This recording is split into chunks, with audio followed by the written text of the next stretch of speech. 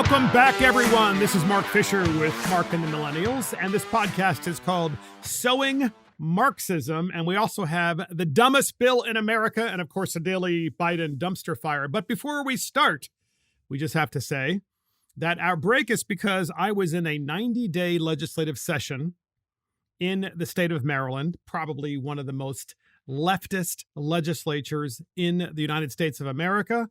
And it was brutal because the Democrats have a supermajority and there is a far left Democrat governor. So we took a break only because it was that intense, the session was.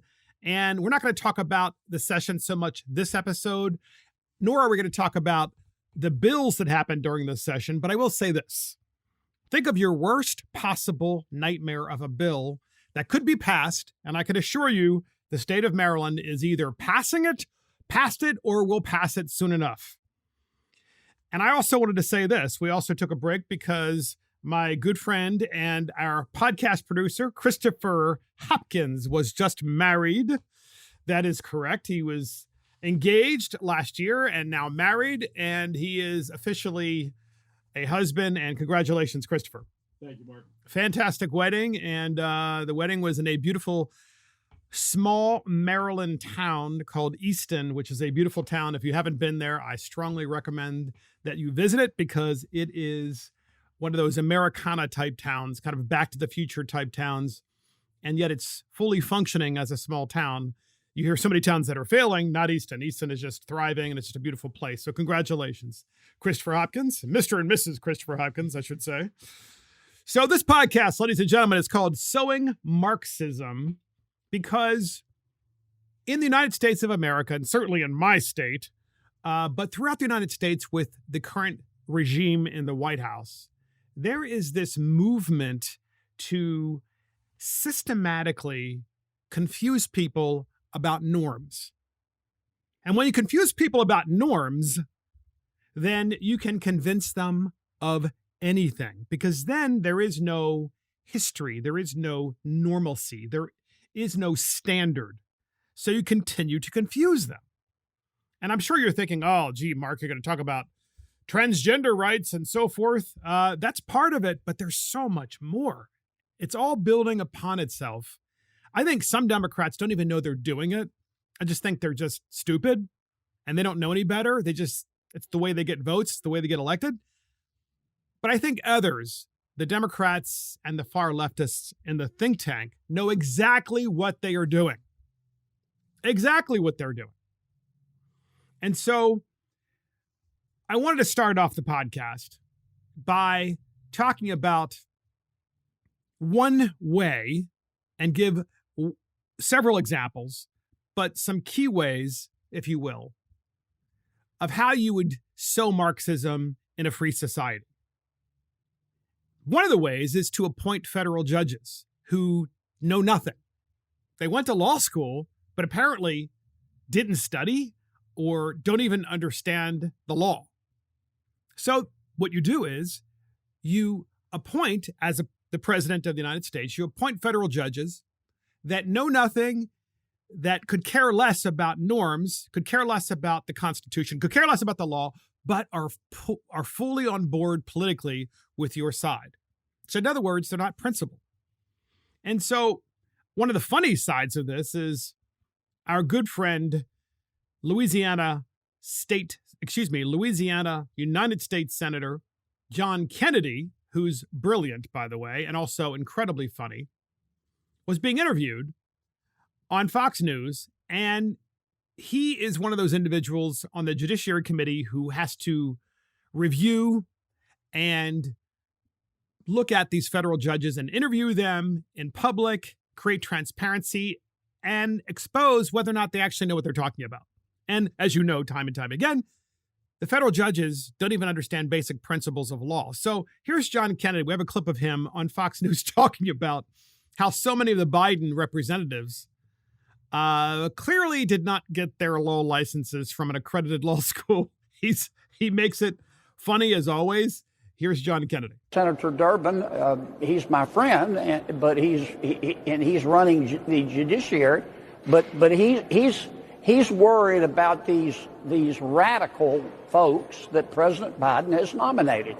And if you just go look at the hearings of these nominees, you will see that they either got their law license at Costco or they didn't pay attention in class. I love that. They got their license at Costco or they didn't pay attention in class. Well, here's the thing. If you didn't pay attention in class, then clearly you should not have been able to pass law school. Law school consists of 3 years if you're in school full time. You shouldn't be able to pass. Moreover, you certainly shouldn't be able to pass the bar, but you shouldn't be able to even get through law school if you're not going to class or not studying or not understanding the law. And I think he's probably right. Maybe they got their law license at Costco, but only Senator John Kennedy can make a joke like that and get away with it, of course. But also, it exposes one way of sowing Marxism, and that is to get people in the judiciary who know nothing. They know no history. They don't know the law. They don't understand anything. Another way to sow Marxism in the United States in a free society to make it no longer free is to change the population. Well, how would you change the population? Well, you would open the borders, or you wouldn't enforce the borders of your country, and you would allow unbridled tens of thousands, hundreds of thousands, and millions of immigrants from all over the world to cross the border without actually knowing who they are, without actually knowing their background, without actually knowing whether they are healthy, whether they are carrying a disease, whether they intend to commit terrorism on your country, without knowing anything. Just opening the border and letting the individuals across, unless you are, of course, Representative Jayapal. I believe that's how you say her name. It's either Jayapal or Jayapal. I think it's Jayapal. She is a United States Congresswoman from the state of Washington. And she made a statement in the United States Congress during a hearing, and her statement was how she's pro-immigration. Now, in a normally functioning society, someone who said that they were pro-immigration would do what? They would say, well, I'm pro-immigration provided that it's legal and provided that the individuals we're allowing in the country are going to contribute to the success and well-being of our country. That is kind of a reasonable approach. It is a reasonable approach. And you shouldn't care whether the persons coming across the border are poor or rich, because as long as their intent is to get a job and to build, to make the country better, then that really should be the standard. I think we all agree on that. But it shouldn't be an open border. And Congresswoman Jayapal of Washington State is now under fire because of her pro-immigration remarks just a couple of days ago on the Border Security and Enforcement Act of 2023, in which she said immigrants are needed to pick the food we eat and to clean our homes. Now, keep in mind, ladies and gentlemen, Congresswoman Jayapal is herself a naturalized citizen. She's an immigrant. Her parents are immigrants. And here she is adopting the Democrat Party's elitism. Hey, we need people across the border to clean our houses. Hey, we need them to pick the food. But of course, she throws the climate change thing in there too, which is completely and utterly irrelevant to the subject. We have that clip, and here it is. This country needs immigrants to survive.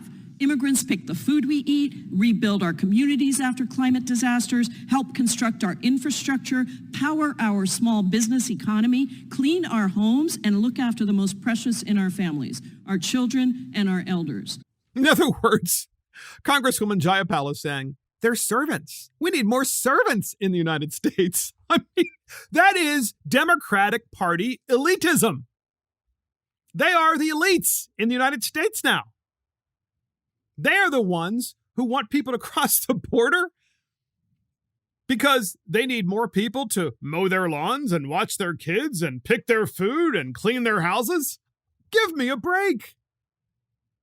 There are plenty of people that cross the border legally, come into the United States legally, I should say, and they come here with skills, with great skills as electricians or builders, carpenters, plumbers, you name it, all kinds of skills.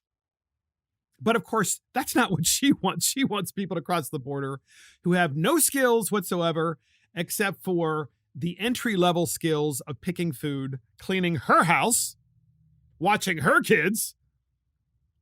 And here she is, an immigrant herself, and she's talking down to them and looking down to them. It's really kind of shameful, to say the least, but it also shows you, ladies and gentlemen, that if you want to sow Marxism in the United States, you create an elite class of people. Those would be the ruling class. The Democrats see them as themselves as the ruling class. Certainly Congresswoman Jayapal sees herself as the ruling class. No laws apply to her, of course. And everyone else is the proletariat. Their job is to serve the ruling class. The proletariat under Marxism actually serves the ruling class in reality, in all practical matters. And she just said it.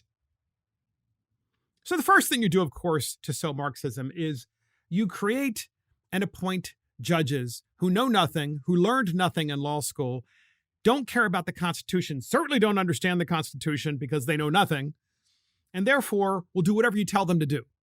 So they're unprincipled. The second thing you would do is to have a border that is porous, that allows anyone to come across. You don't know who they are. You're not checking on them to see who they are. You're really not in any way, shape, or form caring about what contributions, if any, they might bring to your society. But of course, you have an elite population like Congresswoman Jayapal who wants them to clean her house because that's what she needs. She needs a nanny and she needs somebody who's a housekeeper. You know, probably needs a tailor or two. She needs someone to cut her grass. Of course. Of course. And what did she say? We need immigrants, which she really means to say is illegal immigrants. We need illegal immigrants, as she says it, because they need to repair things as a result of climate change. I mean, it's the most ridiculous thing. They throw all of these buzzwords in there so that their base will go, oh, yeah, climate change. Yeah, more immigration, climate change. Because these people are religious zealots. And that's what Marxism is. It is a religion. Climate change is a religion. So if you want to sow Marxism in the United States of America, you sow a religion like climate change. And part of sowing that religion is to control what people eat. So get this, podcast listeners. New York City's vegan mayor issues a decree requiring the city to eat less meat as a means of combating the specter of climate change. There you go. A religion tells you what you can and can't eat. Climate change is a religion. New York City's Democrat mayor reportedly went vegan in 2016 after temporarily losing his eyesight to type 2 diabetes. Well, that's not a good thing, right? With his restored vision, Eric Adams has focused on another reason to avoid meat, the specter of anthropogenic climate change. However, this time around, Adams wants New Yorkers to suffer a vegetarian diet along with him. Adams said in a statement a couple of days ago, quote, "What we put on our plate doesn't just affect us. We know food is the third largest source of emissions in New York City, so what we eat is impacting our entire planet. That's why today I'm announcing that by 2030, the city will reduce our food-related emissions by 33%. Think about this, ladies and gentlemen. What he is saying is that you need to eat less and eat what he wants you to eat. The city will reduce our food-related emissions by 33%. I mean, if you think that government is in an all-course takeover of your life, then you need only look at this decree by a mayor. In 2021, the city of New York spent $297 million on food, which allegedly resulted in the production of 123,000 tons of carbon dioxide emissions that plants Adams consumes happy to thrive on. What? According to the city's food policy page, the carbon footprint of the city's food purchases is equivalent to the annual emissions of more than 70,000 gas. I mean, here you go. Right? Human beings have to eat. In a free society, you get to eat what you want to eat. In a free society, if you want to get fat and eat really bad things, and a lot of them, that is your choice. That's what you get to do in a free society. It's also likely that you will develop diabetes, that you might have an early death, you'll develop heart disease. But in a free society, you get to do those things. In a free society, you also get to eat meat and fish or chicken. You can be vegan. You can do whatever you want. It's up to you. But apparently, we are no longer free. Certainly the New Yorkers aren't, because they are being told you can only eat certain things and or less of certain things. Plus, you must have a plant-based centered life. So because Mayor Adams has found climate change and a plant-based diet, you must do the same. Now, of course, meanwhile in New York, you have people shooting up drugs all over the streets, dying of fentanyl left and right. You have people killing, hitting people over the head, ambushing others in New York City. You have this trend in New York City where the crazy Democrats in charge tried to cancel the police for several years in a row. And you had the city locked down so that you couldn't even work. You weren't even allowed to go in a restaurant and or anywhere unless you had a vaccine or a vaccine card. And now we're being told that because of climate change, because of this religion called climate change, that you have to eat what they tell you to do. Although scientists, this is in the article, the Daily Caller, have held for a long time that meat is a vital part of a child's diet, New York City K-8 children will instead have to throw back chickpeas on Mondays. While dairy is linked to the greatest emissions on the menu, they'll enjoy mozzarella sticks rather than meat on Wednesday. And so here you go. You have cities and states and counties across America that are making it the taxpayer's responsibility to feed children in public schools. Right? It used to be the parents' responsibility. And by the way, it is the parents' responsibility to feed the children, to send them with a lunch to school or to send them with money to buy lunch when they're in school. It's not the job of the states. Yes, people fall upon hard times, and in those situations, they should receive the help. But it shouldn't be permanent. Instead, what's happened across the United States, and I can tell you 100% it's happened in my state, food is basically free when you're in public school. And guess what happens when it's free? Now they get to decide what you can eat, which is exactly what the mayor is doing in New York City. He gets to decide what you can eat. Eat what I tell you is the Democrat mantra. And so if I were to sow Marxism in the United States, I would tell you what to eat, but only after I started paying for your child's food in public school. And then I would force you, once you got addicted to the free food, to eat what I told you to eat or to eat what I tell you to eat. I would also ban gas stoves because now you can't even cook what you want to eat. Oh my gosh. So a federal court overturns the nation's first natural gas ban. This is in the Epoch Times. A Ninth Circuit Court on Monday went against a Berkeley ordinance that banned natural gas piping in new buildings inside the city. By the way, this is a Democrat thing now. They're doing it in Maryland too, where they're like, well, you can't put any more gas piping in the ground.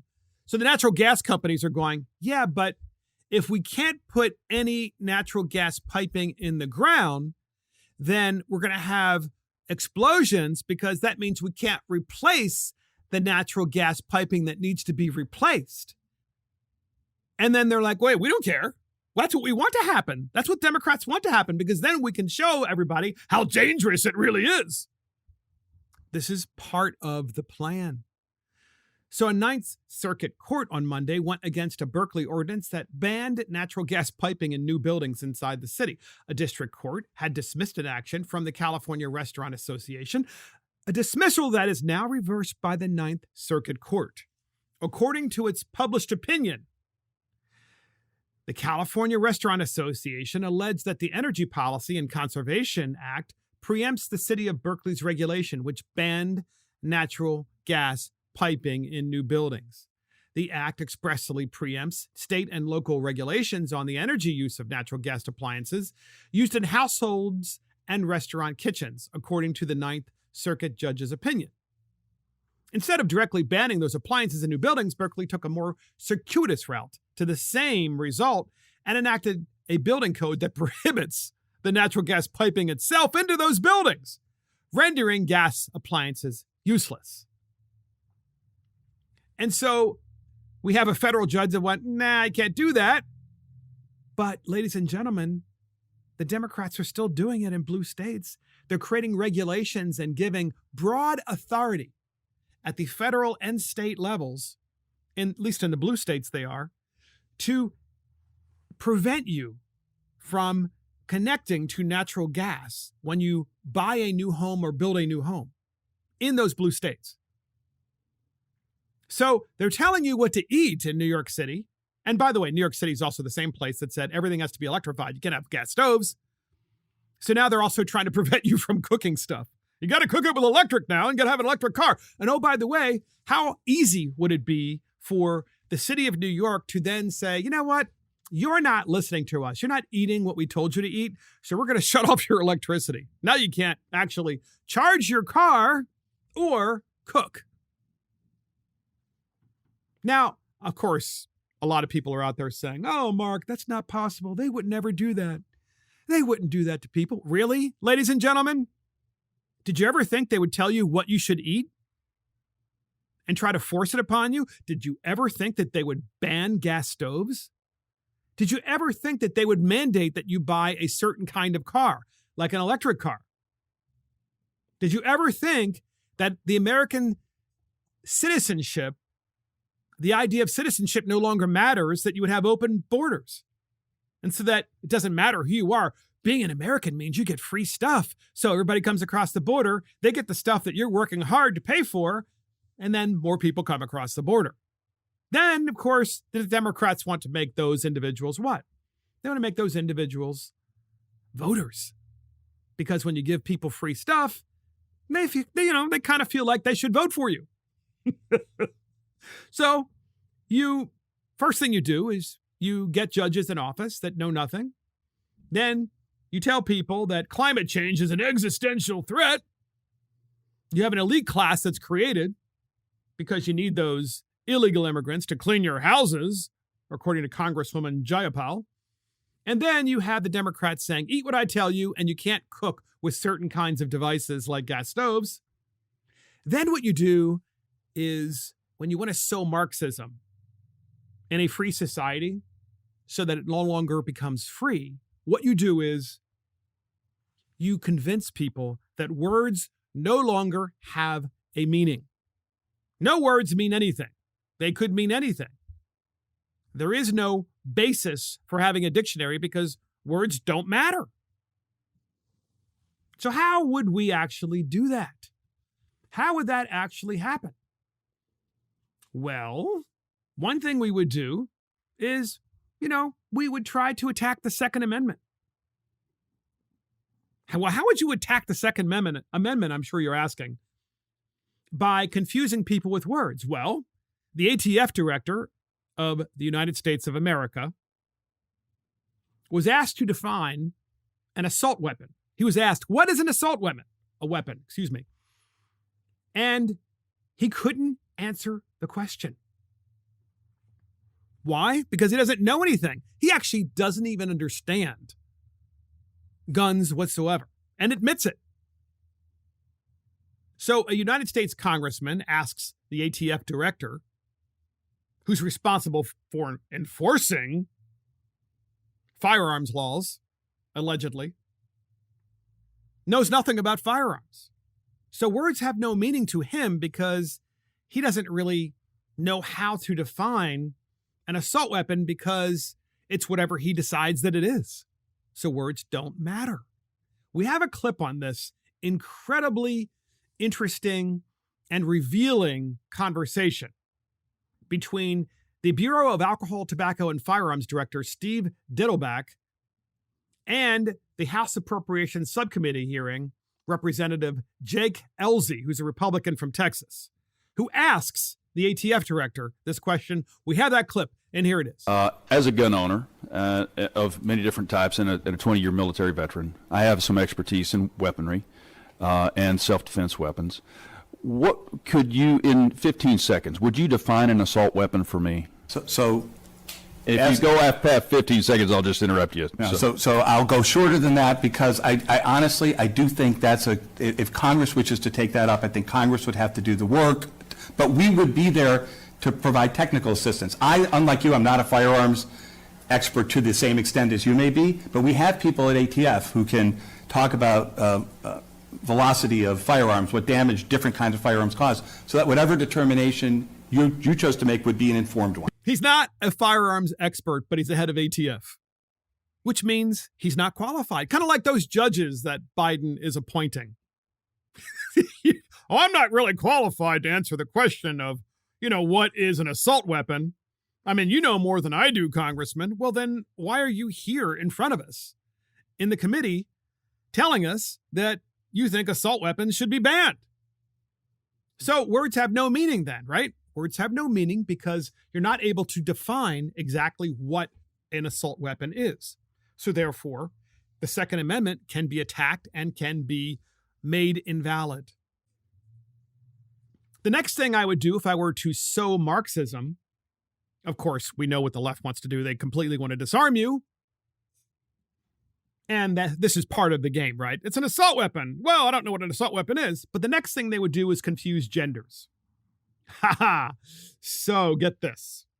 Education Secretary of the United States of America, Miguel Cardona, refused 2 days ago to define a woman. He was under oath at a congressional hearing, ladies and gentlemen. Imagine that. You sit down at the congressional hearing, you're sworn in, where you swear to God that everything you say is the truth, and you're not able to define what a woman is. At a House Appropriations Committee hearing, Representative Andrew Clyde, a Republican from Georgia, highlighted that Cardona's job includes enforcing Title IX, which prohibits discrimination based on sex in education programs that receive federal funding. Right? The whole purpose of Title IX was to give women opportunities in sports and in other areas in other professions and so forth across all spectrums. In other words, to improve opportunities for women. Now, how do you do that if the Education Secretary of the United States, Miguel Cardona, can't define what a woman is? We have the clip. We have the clip. Listen to this. Here it is.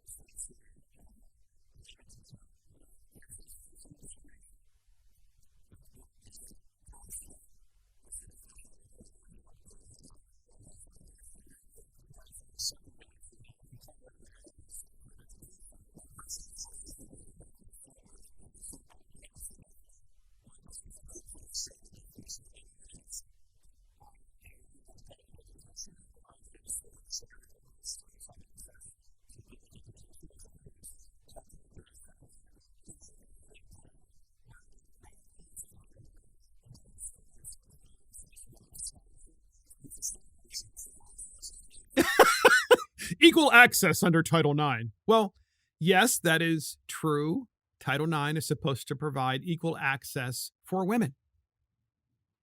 Equal access meaning access that is equal to those opportunities that men have to the extent practicable, right? So here's the guy who's the Secretary of Education and has difficulty answering the question. We have a second clip during the same conversation to prove it. You got to listen to this. It's about a minute long. It is worth a listen, because if you were to sow Marxism, one of the things you would do is to confuse the genders. You would basically say, I don't know what a woman is, because language, I don't understand language. Language doesn't really have any meaning. We have that clip, and here it is.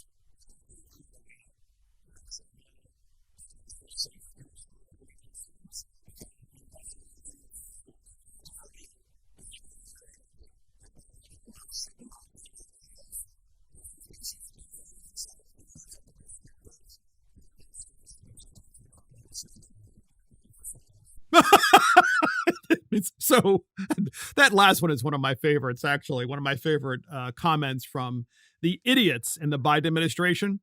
The Secretary of Education being asked the question, well, do you think a biological man should be allowed to go in the women's locker room?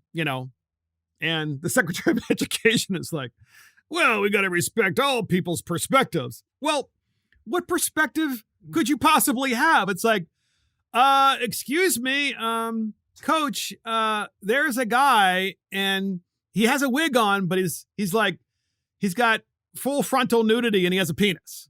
Yeah, what about his feelings?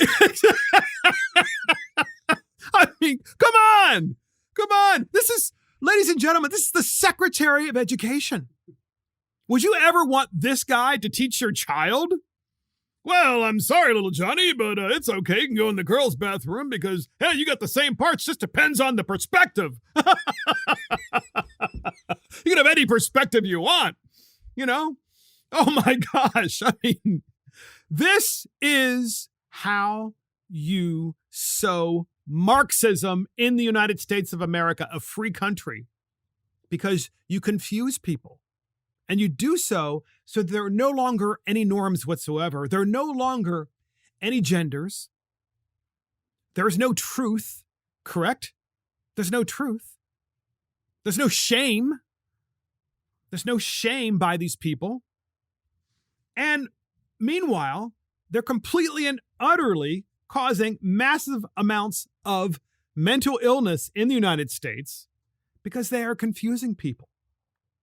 And here you have the Secretary of Education saying it depends on your perspective as to whether or not you should be able to use the men's room or the women's room, or the men's locker room or the women's locker room. By the way, he's also talking about not just college. He's talking about high school. He's just talking about, who knows, the YMCA? I mean, I don't know. There have been issues across America, ladies and gentlemen. I can tell you that right now, where there are people who claim to be the opposite gender, and they're not. Okay, they're just dressing up and pretending. Now, they may legitimately believe that they are a different gender, but they're not. They're still the gender that their biology, they were assigned with at birth. And they want to use the locker room at the YMCA that is of a different gender. And you have the Secretary of Education goes, well, it depends on your perspective. Meanwhile, you got a mother in the locker room with her daughter. Her daughter is, let's say, 10 years old, and this dude's in there changing. This is happening across America because these stupid conversations.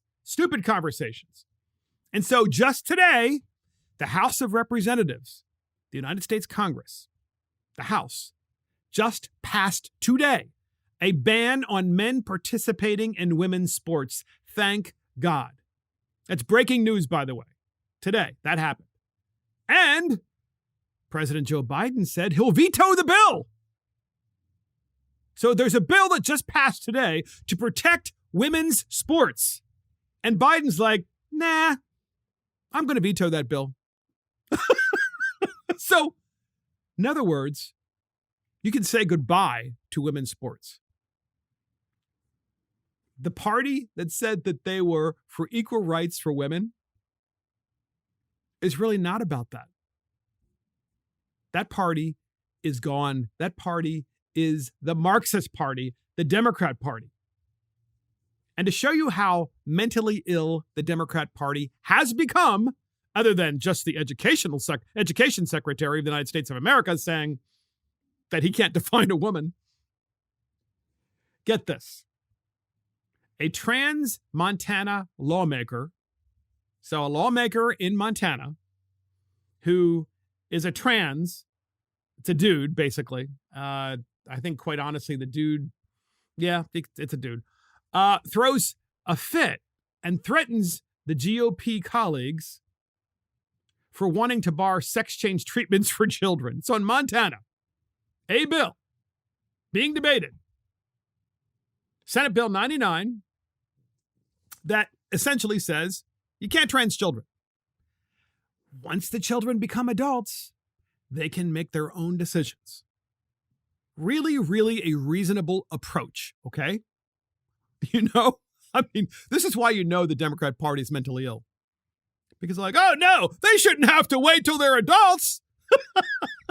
They should cut off their parts much sooner.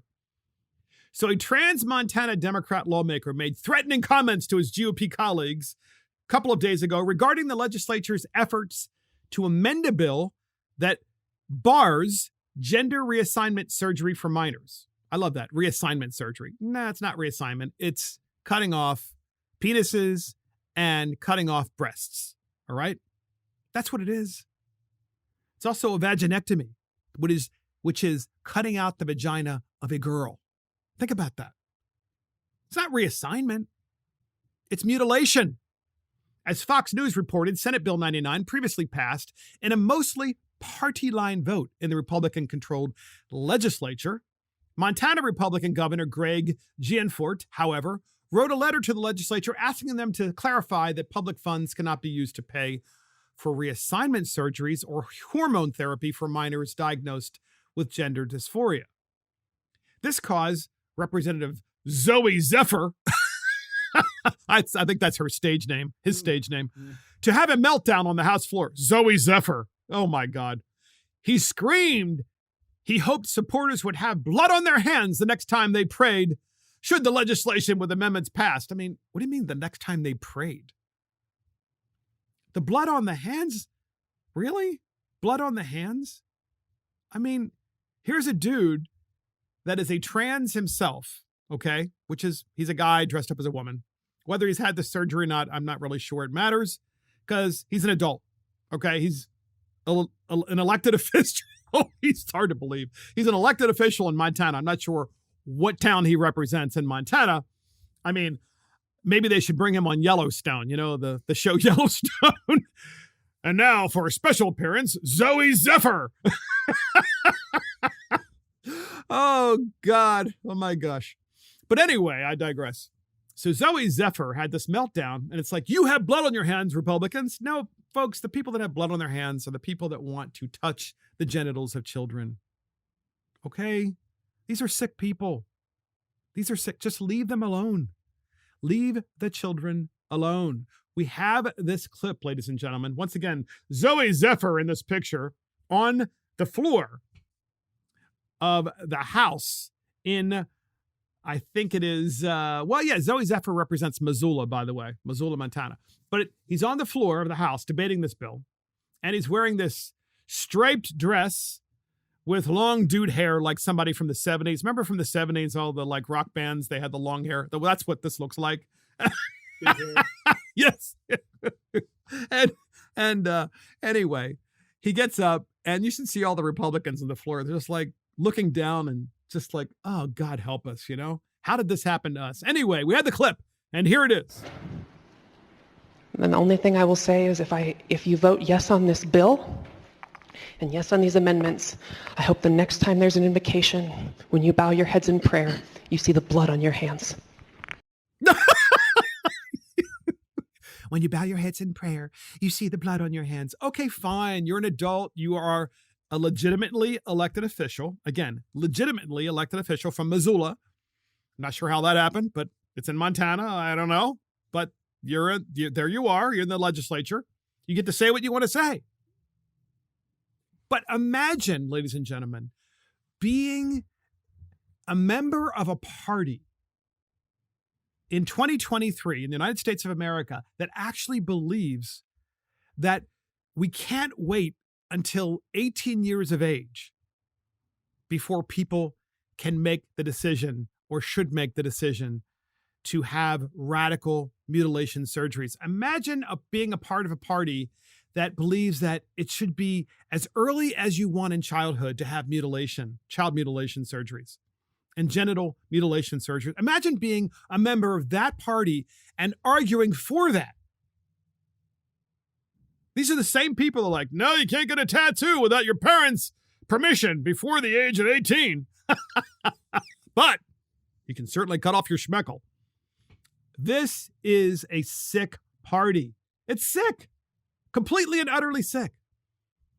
And we know that the way you sell Marxism is by making words not matter, by destroying an entire generation of children so that words don't matter, by getting rid of the Second Amendment so people can't actually defend themselves, by forcing people to eat what you tell them to eat, by banning their ability to cook their food with gas stoves, by forcing them to buy electric cars, which they probably can't afford anyway, and by making electricity prohibitively more expensive so that you can't afford to power the daggone gas cars anyway, or turn on the electric stove, power the electric cars or turn on the electric stove.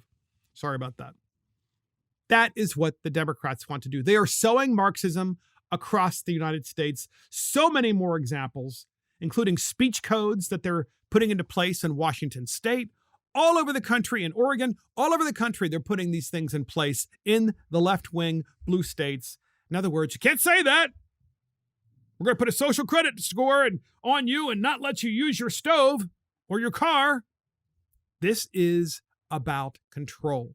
That's what Marxism is. It is dangerous, and the Democrat Party is the party of Marxism.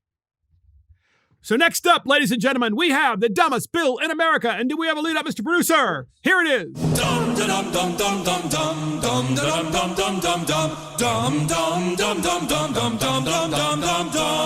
And it's the dumbest bill in America. And it is, get this, income-based utility bills. That's right. In California, there's a proposal that calls for income-based utility bills. If you make a lot of money, you pay for other people's utility bills. You can't make this up. So utility bills no longer based on how much power you use. No, it's based on how much money you make. California's utility companies have presented a plan in response to a new state law requiring them to come up with a fixed rate bill based on customers' annual income. Not how much electricity or water they use. Jeez, can't make this up.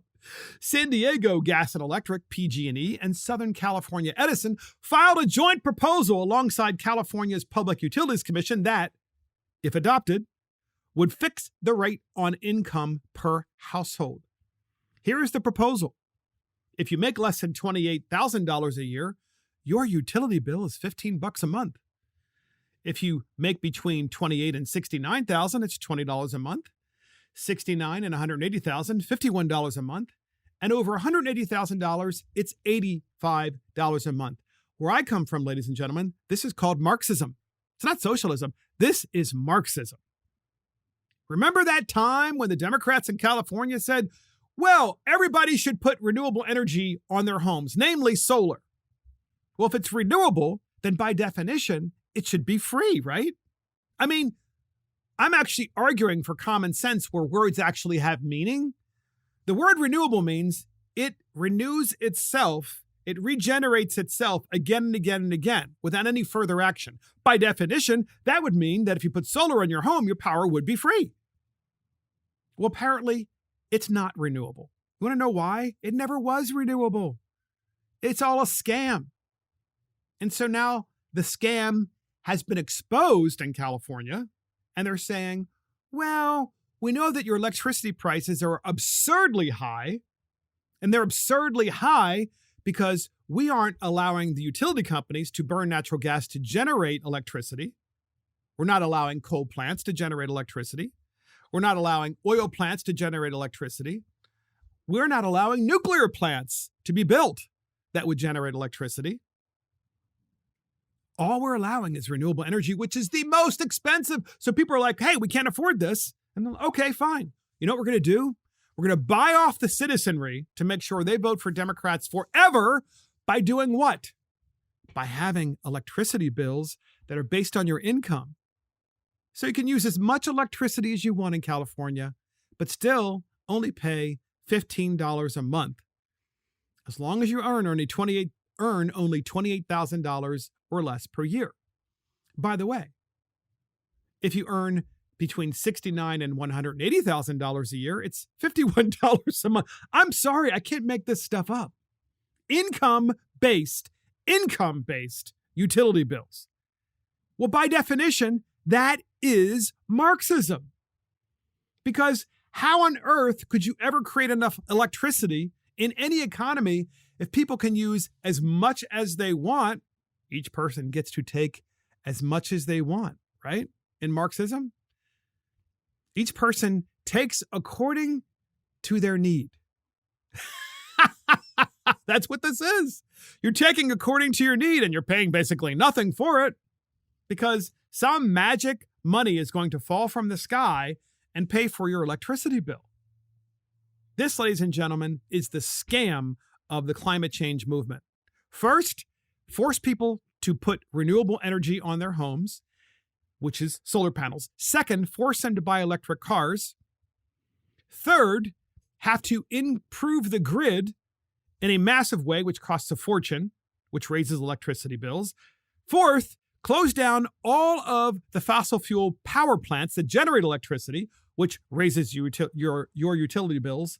And then the final step is, well, we're just going to make it like almost free, no matter how much you use. And that way, you will vote for Democrats. Folks, this state, California, is in such deep trouble.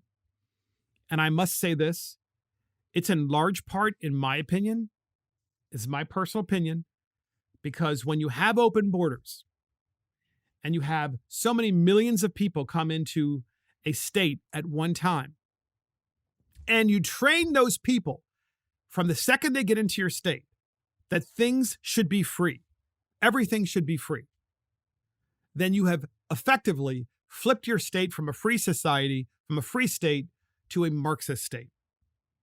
And that's why we're seeing income-based utility bills in California. And that's the dumbest bill in America.